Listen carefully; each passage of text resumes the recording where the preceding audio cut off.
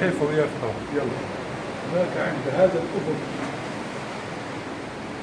الذي يتراءى خلف هذه السحب حيفا ثم عكا ونحن ذاهبان إليها أنا وصديقي فلسطين البازخ العطاء مرعي.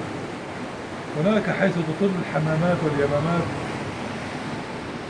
تنظر للأفق وتنتظر منه أن يأتي بجديد على هذه الأرض البازخة العطاء والبازخة الجمال.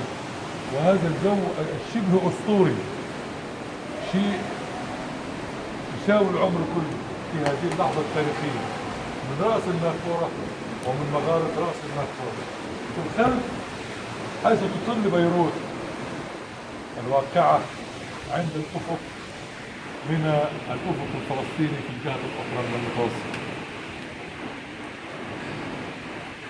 إنه التاريخ الذي تصنعه مثل هذه اللحظة يوم فاصل في حياة المواطن العربي إبراهيم رضا الله، حيث يطل وينتظر بعض الدقائق أن يذهب إلى عكا وحيفا، من حديقة البهائيين بحيفا إلى جامع الجزار بعكا وسورها العظيم. سنوالد التفاصيل بعد ذلك ونشرح كيفية أدائنا النفسي والروحي والتاريخي مع هذه الرحلة. شكرا.